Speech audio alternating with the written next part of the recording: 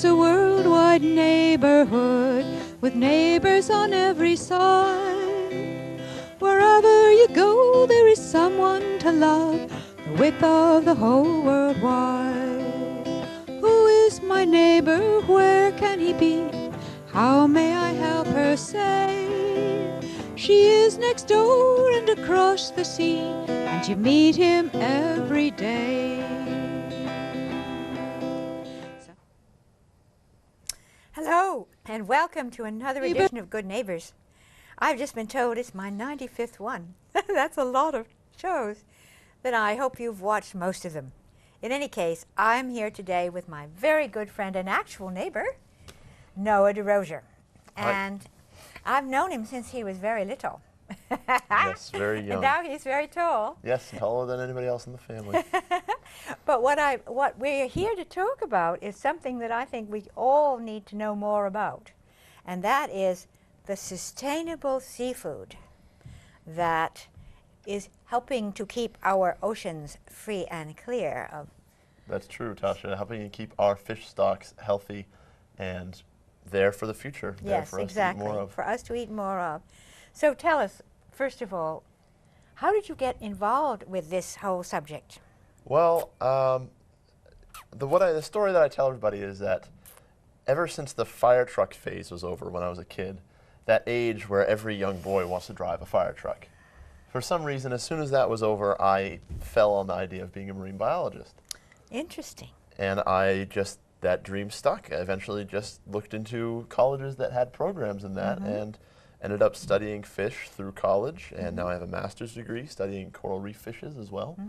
And you just roll with your passion. Well, now, did you have fish as a child, or? Yes, I kept, we must have had about a 50 or a 60 gallon aquarium in the kitchen. Okay. And that was there from my earliest memories.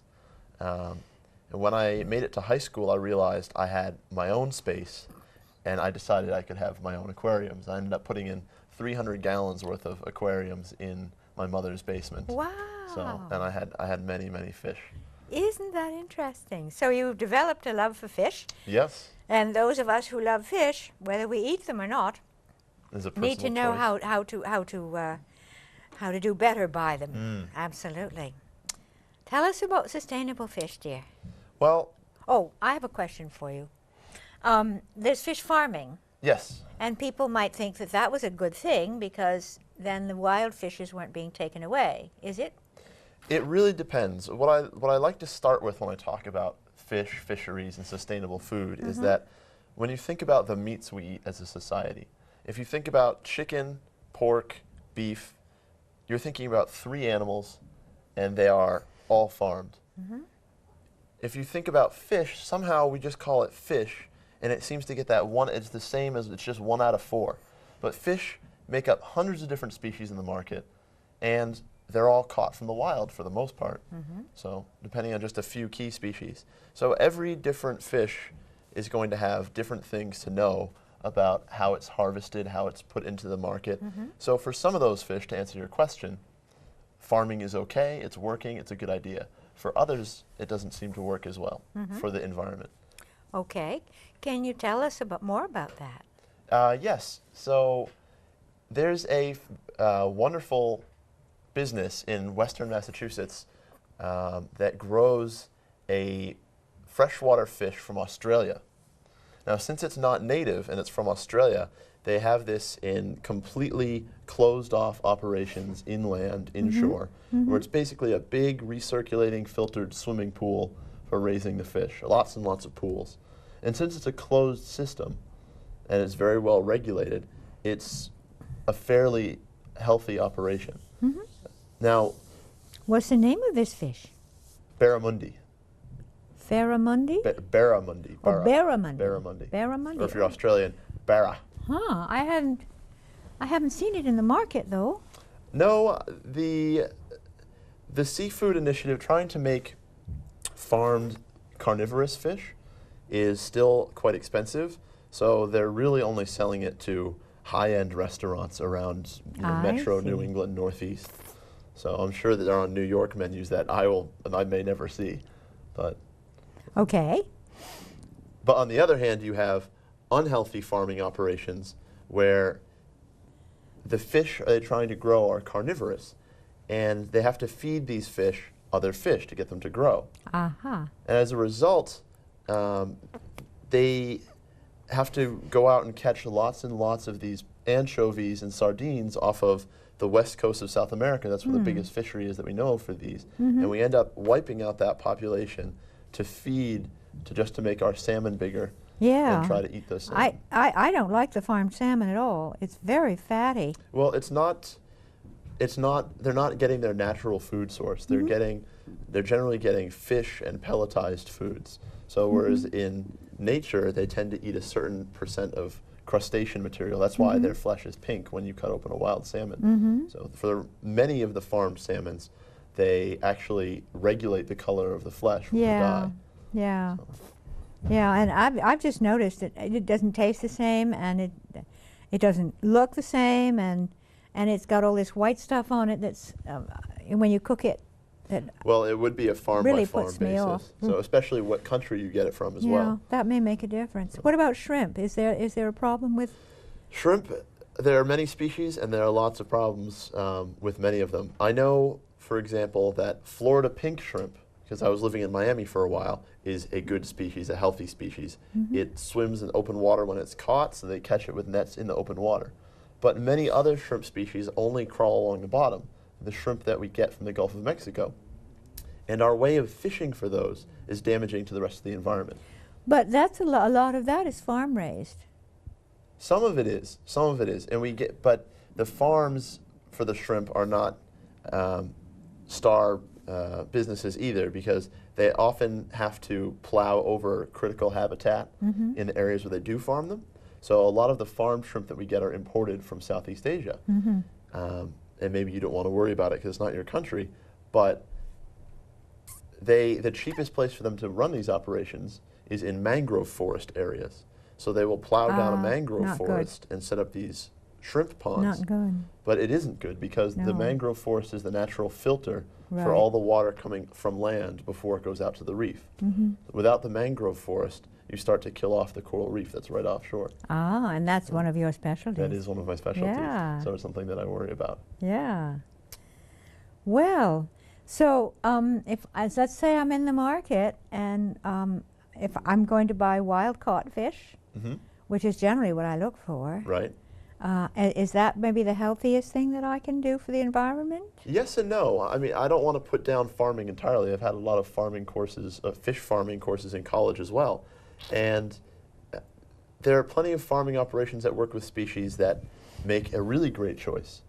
As boring as it might sound at first, tilapia, farmed tilapia, is often a very good choice because it's one of those closed systems, and because they're naturally herbivorous fish, we're not killing lots of other fish populations in the wild to be able to grow them. 'Cause That's we can good to feed them know. plant material.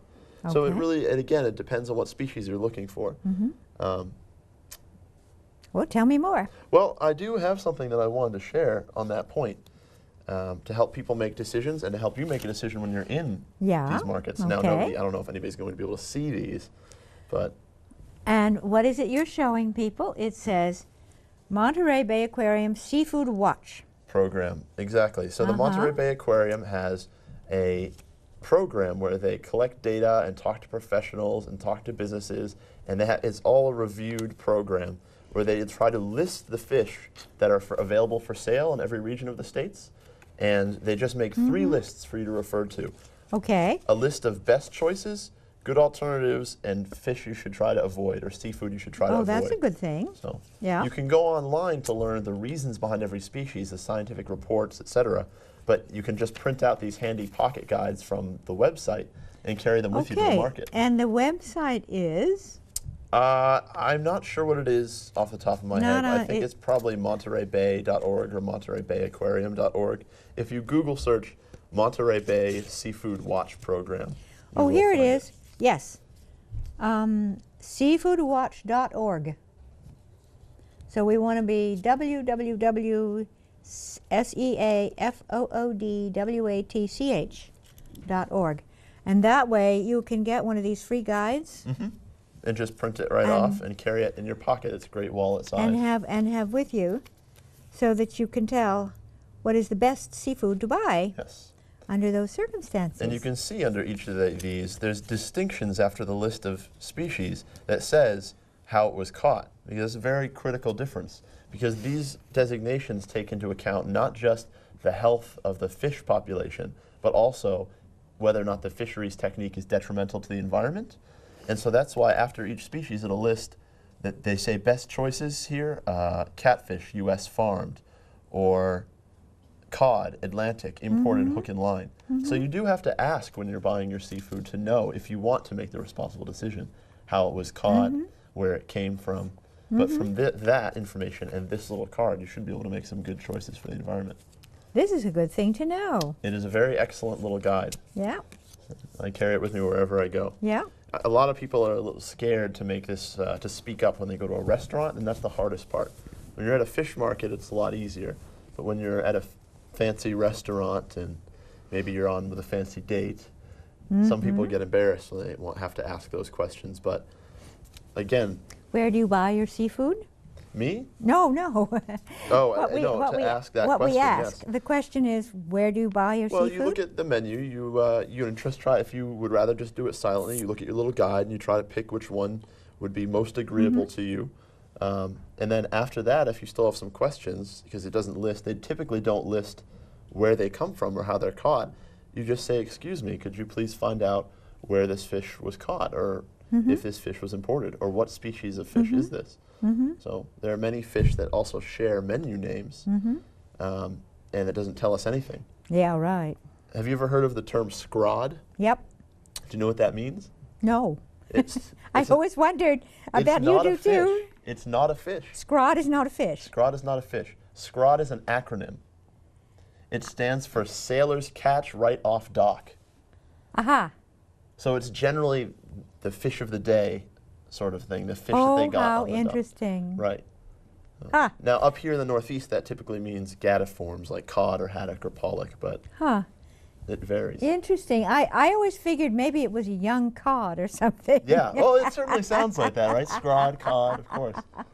So That is so interesting. it's something to consider when you're out there. Do you like to eat fish? I love fish. Uh-huh. You I love love fish, whether you're eating it or not. Oh yeah, I have no problem eating fish. I typically don't have the ethical issues with the animals as much as I have with the populations. I find no problem with harvesting for human use as long as it means we'll have them in the future for the long term. Right. And we're making a smart choice with that. Can you tell us something about, what is actually happening that we need to do this? Well, the issues with a lot of these fishing techniques, for the example, the statistics I didn't get to mention about shrimp. Shrimp that are caught in the Gulf of Mexico are a problem because for every pound of shrimp that we bring in, 5 pounds of unwanted fish are discarded, killed off the side. Ooh, Because the fishing technique is to how get wasteful. it is. And they don't even use it for That's cat food or terrible. anything because it's too much weight to keep on the boat. They're trying to keep shrimp. The issue is they drag a gigantic net on the bottom called a trawl, Yeah. and they have it weighted down, and that just scoops up anything that's on the bottom. I mean, Anything at all. they do target the habitat the shrimp are in, but that still means there's all sorts of skates and Right. rays and bottom fishes Right. that they're pulling up. Oh, wow. So Not a good thing. not a good thing. No. Not a good, especially when scientists start to notice dips in populations of these species. Yeah. So this is Gulf shrimp from the Gulf of The Gulf of Mexico. Mexico. That. A lot of imported farmed shrimp. Again, one of these guys will very much help you with these. Yeah, I right. haven't memorized the whole guide myself, but I But remember still, various it's good to statistics. know. Not everybody's going to have that right away, and it's good to tell them different things that will be helpful. Yeah. Shrimp I feel most guilty about. But Okay. So other good reasons. well, many fish also have slow to reproduce populations. So even when it's not a detrimental technique that we're using that might kill other fishes, we're reducing the natural population sizes of lots of different species because we're only just learning how they reproduce and how they live their lives. A lot of the data that we get as scientists can only come from the commercial catch. Because if you're trying to sample this large population, what better sample than the people out there catching it every day? Right. So science is kind of operating at the rate that these fish are being taken because we need that data to understand. So some fish that fall into this category are the Chilean sea bass, which you may have seen on menus sometimes. Yeah. That was an example of rebranding. They used to be called Patagonian toothfish, Huh. which was not appetizing enough. No. But they live in deep water, cold water. They are slow to reproduce. And as a result, we end up catching a lot of individuals before they're able to reproduce and have offspring, which is, it fails to have them contribute to the next, next generation. Right. So that's just a direct decrease in the wild stock. So. Yeah. And there are many, many species of fish that are affected by this, especially sharks and rays. They're particularly sensitive. So, and there's not as much protection for them. And we don't eat them very much in the USA. Well, no. Not yet, anyway. Not yet, anyway. Huh, interesting. Well, have you just had a funny thought?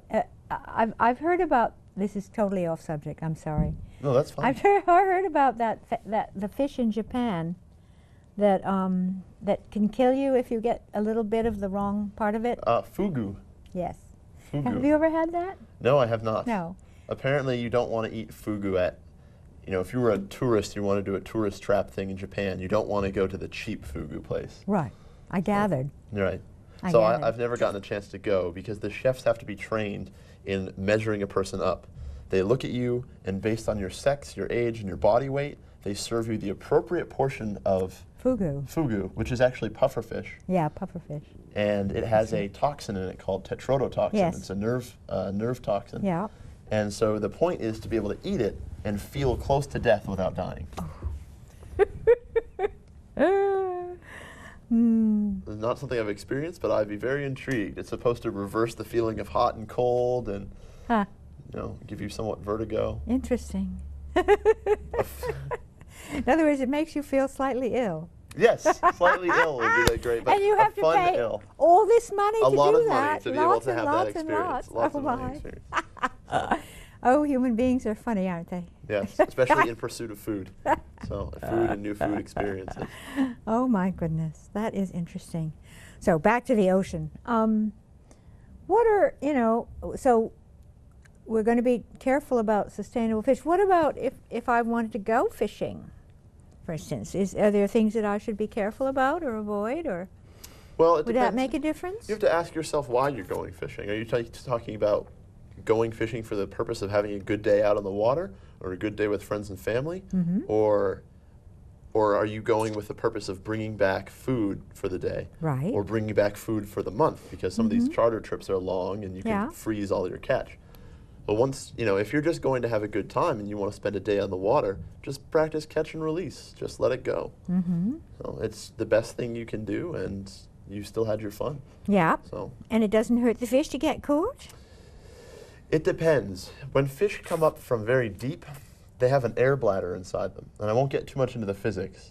But what happens is this pocket of air inside them they use to stay hovering in water level without sinking or floating.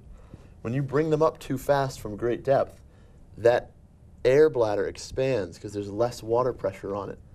And the whole fish just starts to float up to the surface. And oftentimes it can actually occupy so much of their body cavity that it pushes their stomach out their mouth. So you have to actually, the Fish and Wildlife Service recommends using a hypodermic needle to pop the air bladder because it will heal. And then just put the fish back in the water. Isn't that interesting? Wow. So there are chances that fish can be injured after released, but you know, better attempt to release than Yeah. just Okay. keep it if you don't want it. When I was little, I used to go out fishing with someone, you know, we caught flounders. This is New England, and Right. and flounders. Popular flounder area. Flounder is easy to catch, and mostly we'd, you know, bring them home and they get cleaned and we'd get to eat them, unless they were very little, in which case we took the hook out and Right. put it back.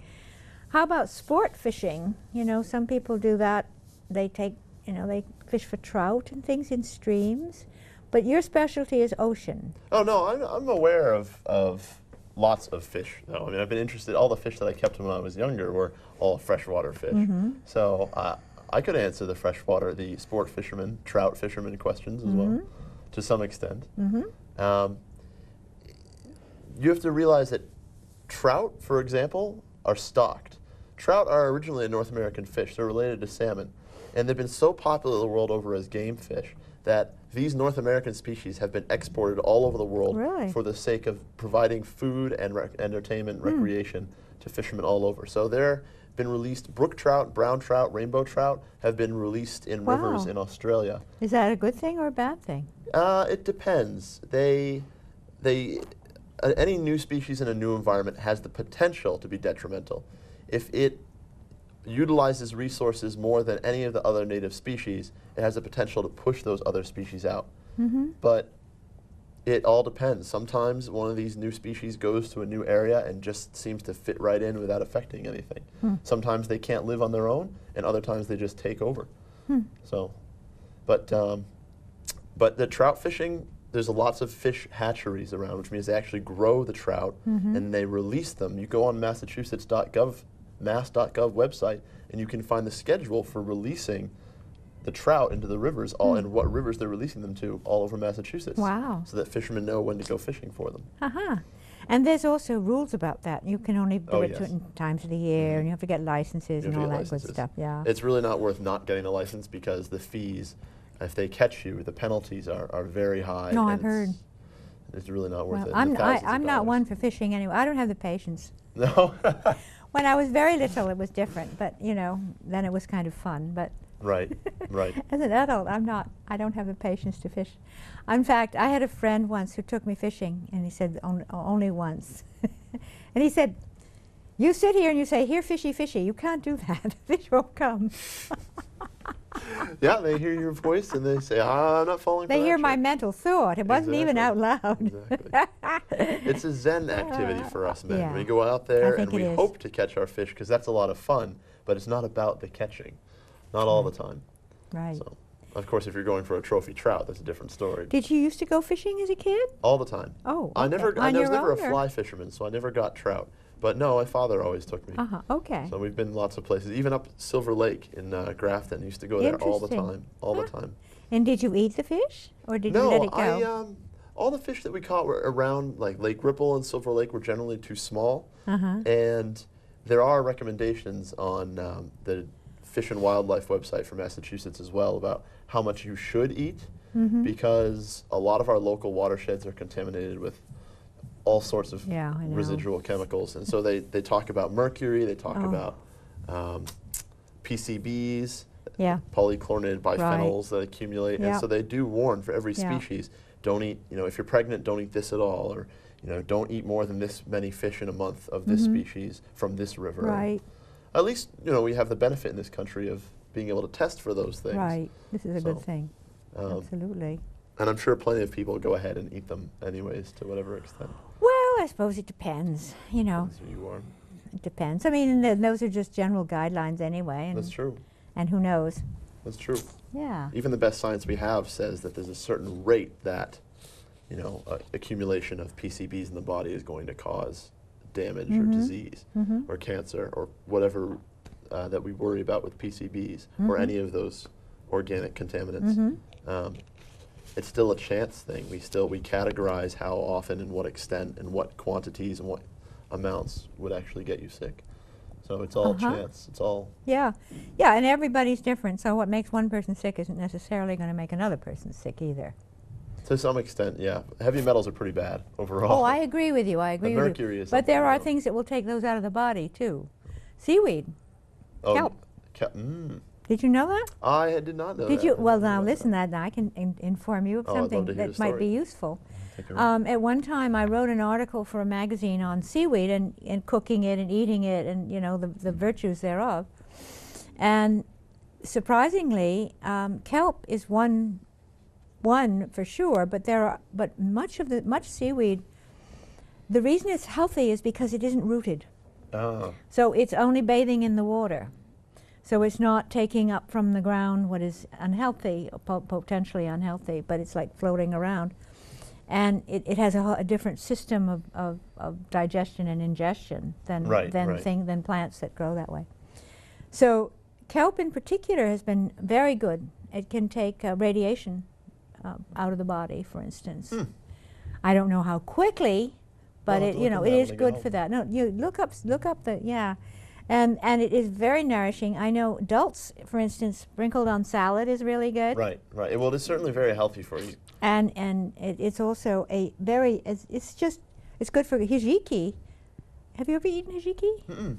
I should have you over for supper and feed you some seaweed. That'll be delicious. Hijiki, well, it's interesting. You know, it's not some I have issues with the texture of seaweed because it's kind of rubbery. Yeah, and sometimes it can be very oily. And I'm not big on rubbery. Yeah, no. Like, I don't care for squid for that reason. Yeah. It's too rubbery for me. Of course. Yeah, it took me a while to get into squid myself. So. But yeah, no, seaweed is a very healthy thing to eat, and it does take heavy metal and such out of the body. Binds with it. Well, it's very good for you for other reasons as well, because why they say fish are good, you always hear omega-3s. Omega-3 fatty acids are good for you.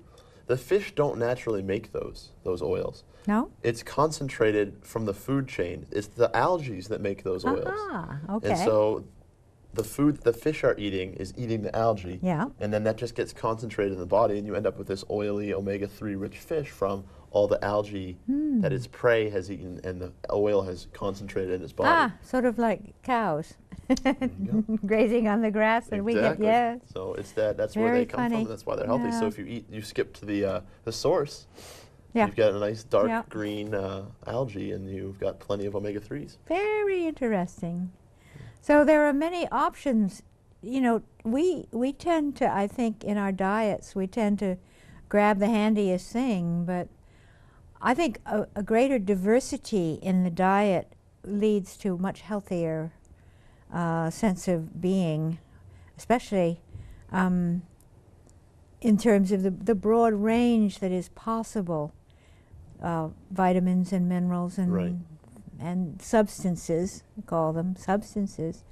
You get, when you have a broad range, then you have a much healthier body as a result. I think, you know, we tend to narrow, and people get in a hurry too, and they don't want to take the time to cook things. Yeah, and which you know, could lead to our downfall as a cooking society. I hope not. I hope not. I hope not. You know, we're getting down towards the end of the program, believe it or not. Really? Yes, Already? we are. Wow. So I'm wondering, are there things that you wanted to talk about that we haven't talked about yet? Well, I already mentioned one of my favorite points about how people think of fish as one Don't forget of that four. book. You're going to hold that book up. But I did want to hold this book up Yes. because some people are looking for a way to connect with the ocean more, and every so often, books come out that attempt to make the ocean more connecting to your average person. Yeah. So this book I just recently got, I heard about it on NPR, and it's called, can I even say these Please, words on yes, there? you may. Yes, Sex, absolutely. Drugs, and Sea Slime. The ocean's oddest creatures and why they matter. And it's just kind of showing you crazy creatures and then talking about why they're important. That sounds humanity. really interesting. Yeah, it's a good book. I've been enjoying it. It makes me laugh out loud, and yet it's still about the sea. Wow.